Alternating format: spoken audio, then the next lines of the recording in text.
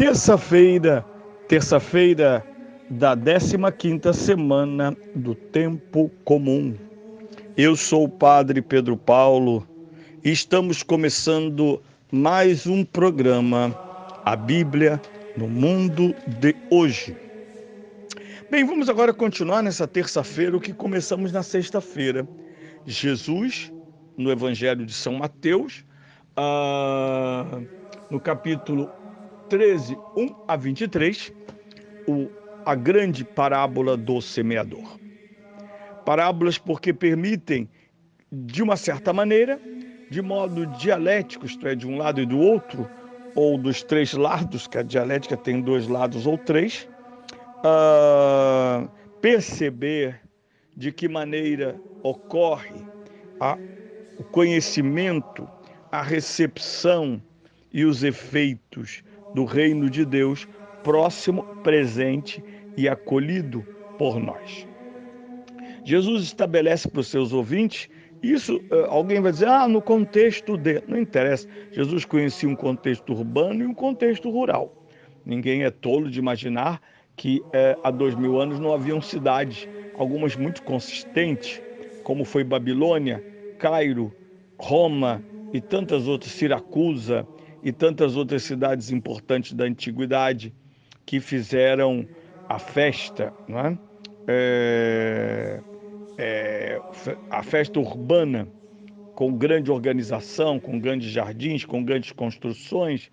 A arqueologia nos prova a grandiosidade, e é maior ainda essa grandiosidade, visto que eles tinham menos recursos do que nós e, portanto, construíram mais tendo menos recursos. As suas obras, inclusive, ainda estão de pé. Algumas cidades mesmo de forma incoativa. Talvez Roma seja o melhor exemplo de uma cidade grande, antiga, de pé. Bem, o que temos ali?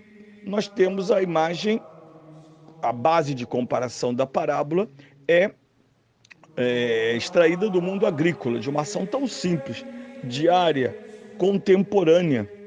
Se nós comemos hoje, se vamos ao mercado comprar nossas verduras, legumes, frutas, etc., não é porque a natureza levou-nos sem uma mediação trabalhosa que é o agricultor, o semeador, né?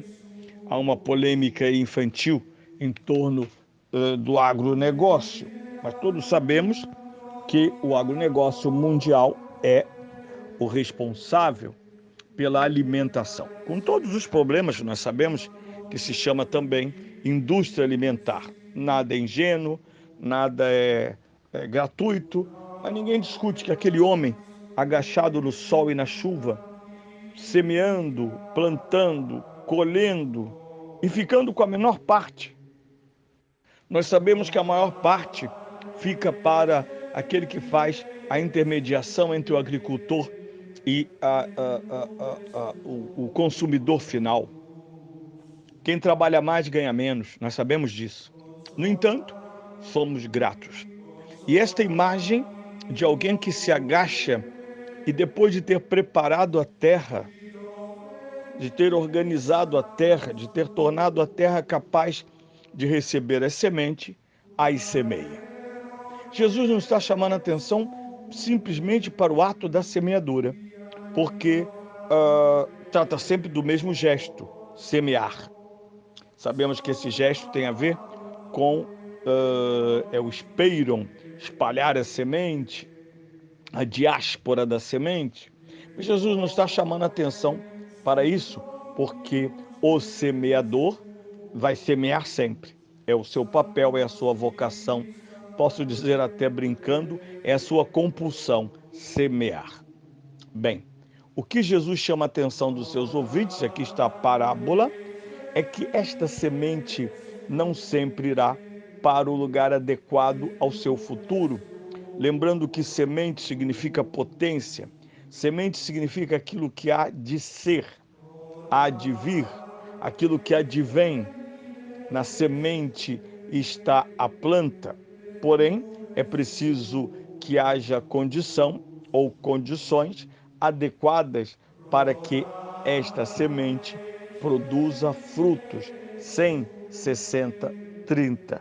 Assim Jesus conclui a parábola, chamando a atenção para o melhor lugar da semente.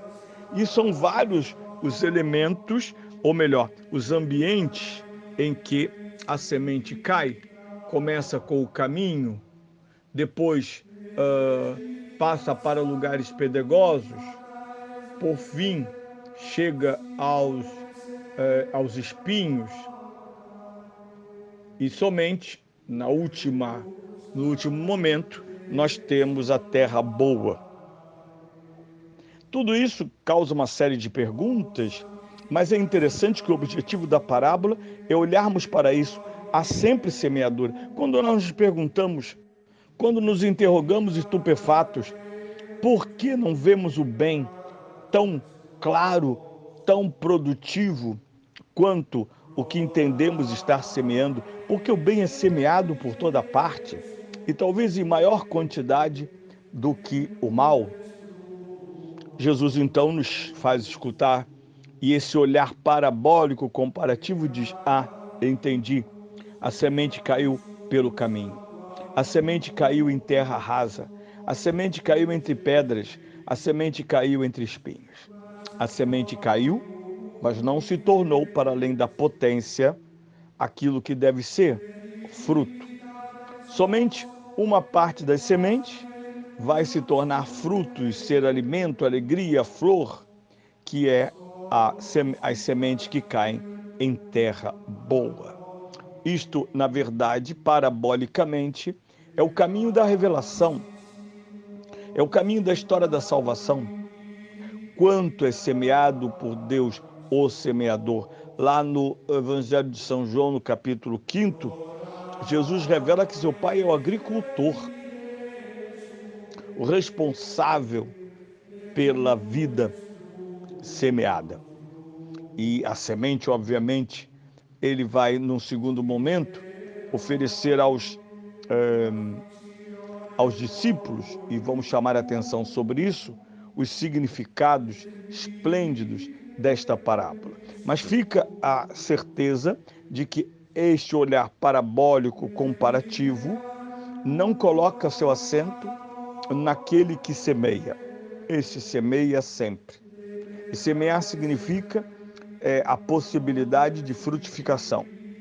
A ausência de frutificação é o que chama a atenção da parábola, quando são apresentados espaços inadequados para a semente frutificar. O caminho, o terreno superficial e pedregoso, os espinhos. Esses três ambientes não são naturais, próprios e adequados para tornar a semente potência de bem, e nós veremos em outras parábolas deste mesmo evangelho, como dos outros, em que Jesus diz que a semente é muito pequena, e a mais pequenina das sementes produz, quando cai em terra boa, a maior de todas as hortaliças, como o reino de Deus.